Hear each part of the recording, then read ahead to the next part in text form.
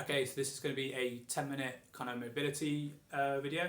So we're going to focus primarily on our posterior chain. So our back muscles into our legs, okay, all the muscles that kind of help control us up, okay.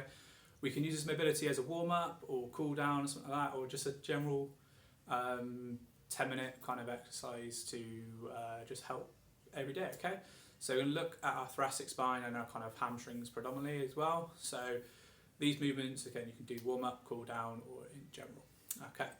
First thing you need though is either a kind of kettlebell or some sort of heavy weight, okay, that's most ideal. You don't necessarily need it, but it does help. If you haven't got one of those, a big long barbell helps with some of the movements.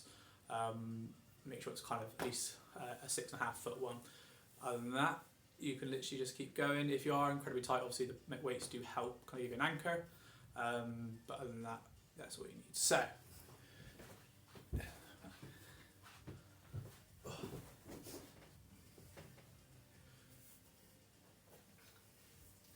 okay, so once you are ready, you're going to get yourself a bit of space. Okay, we're going to start with a hamstring, a single leg hamstring stretch. So one leg nice and straight out in front of you. You're going to bring the sole of your foot against the thigh, so it's nice and class, and allow that knee just to sink down. From there, you're going to sit nice and tall, then hinge forward. Okay, you don't necessarily need to reach all the way down, but your hand can be a good reference point to where you are. Okay, the key thing is to make sure you sit tall and then hinge from the hips. Okay, you're not just leaning forward, allowing the back to collapse. Okay, it's a very easy way to cheat, but my upper back is rounded, so I'm going to sit with shoulders back, hinge forward, and okay, and you can actually see the difference. If I roll forward, I can touch my toes. If I don't, keep my shoulders back, I'm struggling, but I'm getting a really nice stretch along the back of my leg. Now you might feel it in the calf, you might feel it up in the bit. You also might feel it in your lower back, okay, and you might feel your hips tight on this side of the bent knee. But you're going to be holding it for about a minute. Okay, so just get that nice stretch, make sure your shoulders back and you're hinging over. Okay.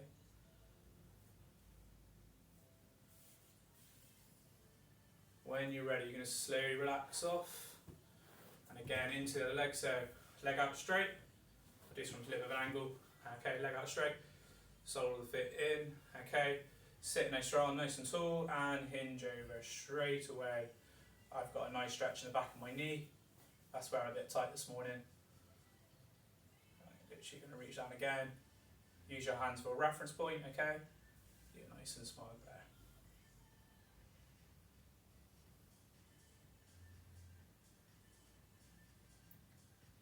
Okay, you want to be stretching until you feel it.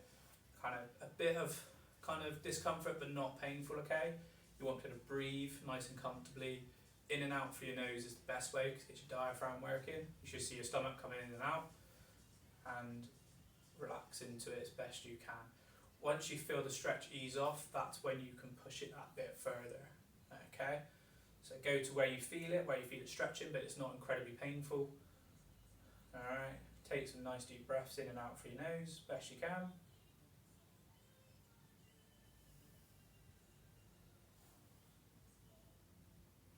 I can go a bit further now, and again I get a little bit of stretch in my lower back. That's absolutely normal, but most of my stretching is down the back of this leg.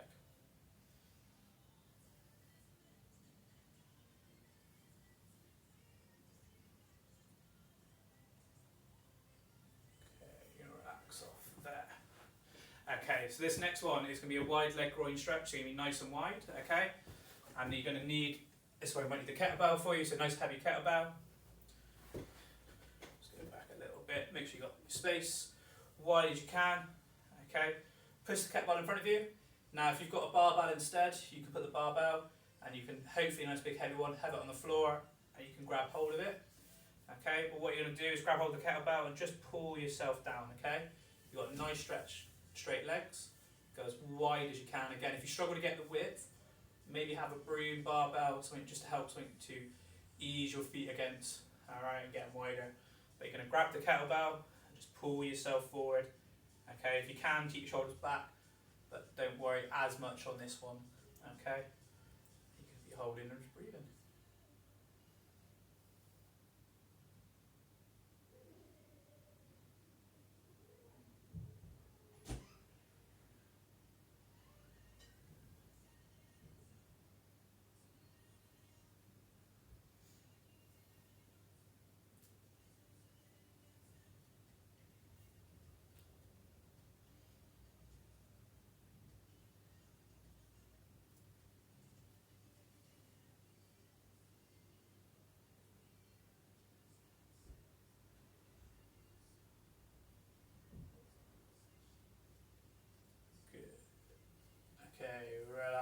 off there. Bring nice and slowly into your legs. Okay, you can move your kettlebell out of the way, and then you're going to come on to all fours. Okay, we're going to do a cat camel. So, hands directly underneath your shoulders, knees directly underneath your hips, in a nice box square position. Okay, what you then need to do is imagine you've got a string right in the centre of your back, and it's going to pull you up and down. So we're going to push the string up first. Okay, we'll push through our hands, head tucks underneath, shoulders push through, and our hips tuck underneath ourselves. Okay, so we're trying to arch our back as high as possible. Okay, you want a really bad arch. Okay, you want to push that centre string all the way up to the sky. Okay, and then when you're ready, you're going to do the opposite. So you're going to try and pull the string down to the ground, pull your shoulders back, push your bum back, head up, and try and curve your back out as much as you can. Okay, and then go back to the first position where you're arching up. Tuck yourself in, and we're going to slowly go back and forth a couple of times.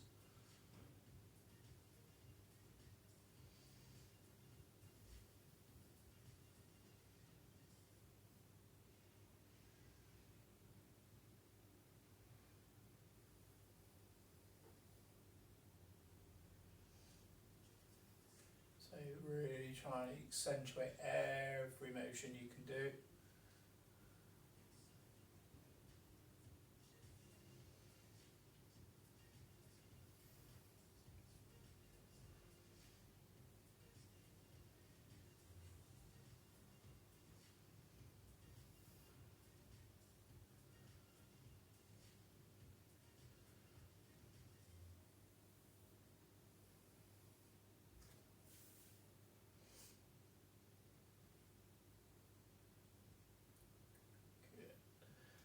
Okay, so the next one, you're going to stay on your front.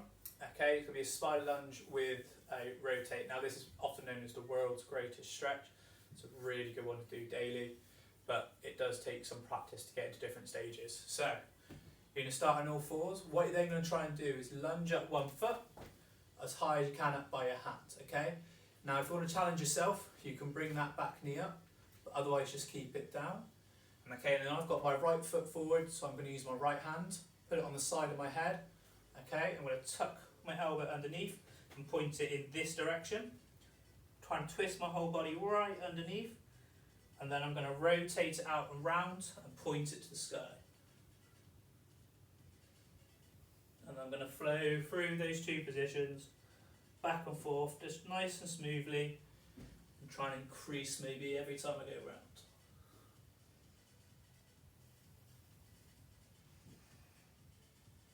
Again, if I want to make it a little bit harder, I can lift that back knee off the ground, try and keep my hips nice and square.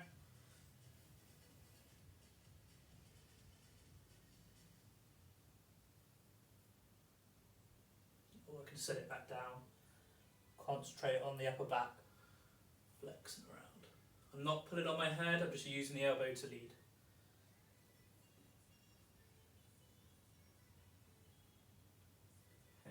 I'm going to swap to the other side, so I'll do this one front on, get that foot up nice and high, allow the hips to stay down, hand on your head, so now that's my left hand, I'm going to tuck myself underneath, and then rotate and point it round to the sky.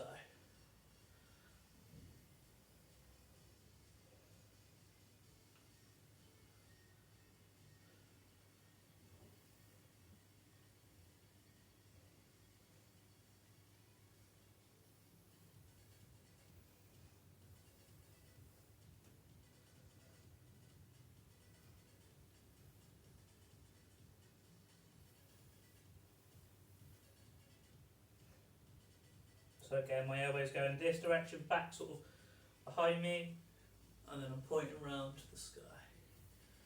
Good, relax off there. Okay, so you're going to stay on one knee. This one you want to bring your kettlebell back in, and what we're going to try and do is stretch out the back of our ankles, okay, so all down into the Achilles heel. Alright, and first of all, if you haven't got a heavy weight, what you need to do is put all your weight forward, okay, and push this knee out slightly to our little and kind of fifth and fourth toe, and you can push all your weight, keeping the heel on the ground. So if I go slightly an angle, pushing my knee out to my fourth and fifth toe, Okay, keeping that heel down, I'm getting a nice stretch all on the back of my leg. Okay, and I'm forcing that. Now if you have a heavy weight, so you've got a big plate or a kettlebell, same again, you can push that kettlebell on, use that weight, and sit into that stretch. Bring your back knee behind a little bit. Just make sure your foot is nice and flat. Our big toes down, gripping the floor, heels are flat. Nice even tripod going through.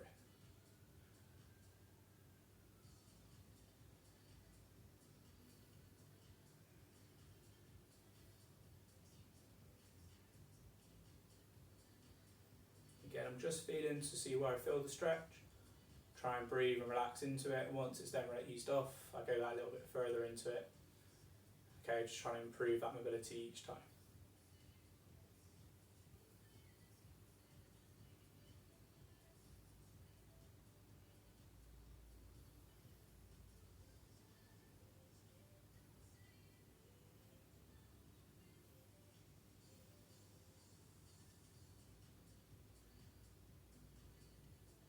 Okay, we're going to swap over to the side. The same again, I'll use the kettlebell on this one. So, foot nice and flat, big toe down. I'm going to push my knee out towards the 4th and 5th toe. Okay, so it's tracking slightly out to an angle. And have a nice stretch. So I'm a lot tighter in this ankle, okay, so I don't need to do too much. Just leaning forwards, keeping that heel down.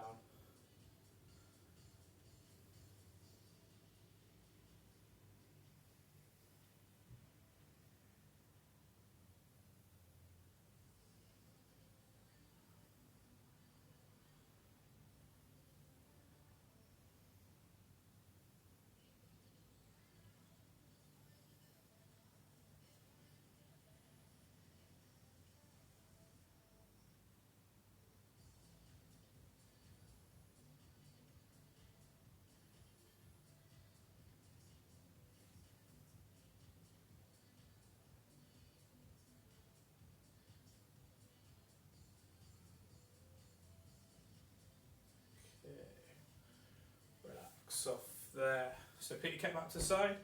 Now for this one, ideally, you want a nice big foam roller, okay, so you can roll on the ground. If you haven't got one, don't worry too much, okay, you can still do this without a foam roller, but it just helps trying to get the dynamic movement into this one. Okay, so what you're going to do, sit back onto your heels, okay, you want the foam roller out in front of you, and we're going to have our arms straight with the thumbs pointing up, okay, so it's very key that we keep that chop position. We're going to push the foam roller out, sit back, and then just try and push our chest through the ground, rolling forward a little bit, and then you can ease back off. As my hood comes up already, so see how low my head goes through, push my head through, keep my arms straight, thumbs pointing up. Okay, we'll try and increase it a bit further.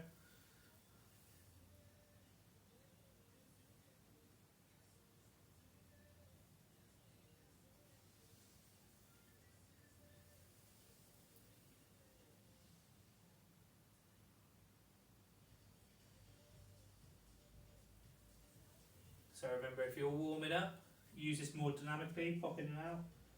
If you're cooling down, you can hold these stretches for a little bit longer. Or again, if you're just doing generic mobility, you can hold them as long as you like.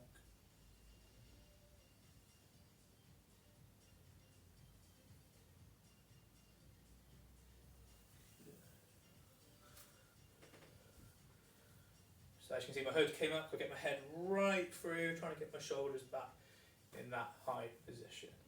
Okay, right, and we're going to move on to our final one. So you can move the roller to the side.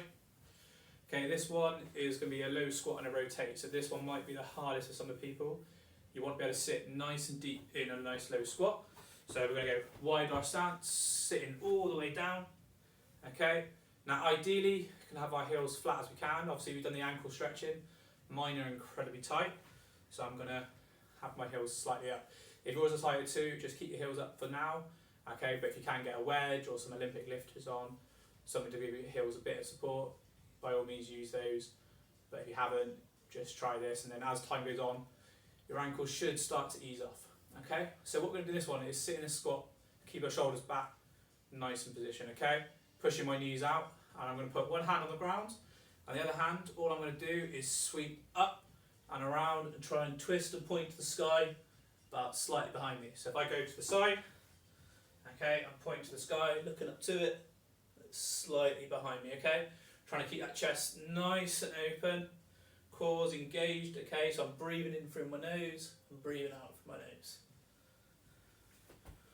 Okay, then I'm going to swap to the side, have that hand on the floor to anchor myself a little bit, and try and twist through the upper back and reach underneath.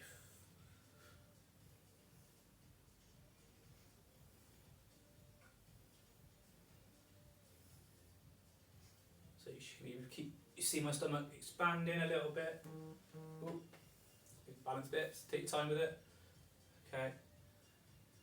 Let's go. Good.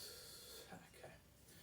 So there is some exercises there for your posterior chain. So your posterior chain is things like your thoracic spine, so your middle back kind of area, into your lower spine, back of your legs, and in general your legs as well. Okay, so the low takes you about 10 minutes. You can take longer, can take less. It's completely up to you, but use it as you will. Hope you're there.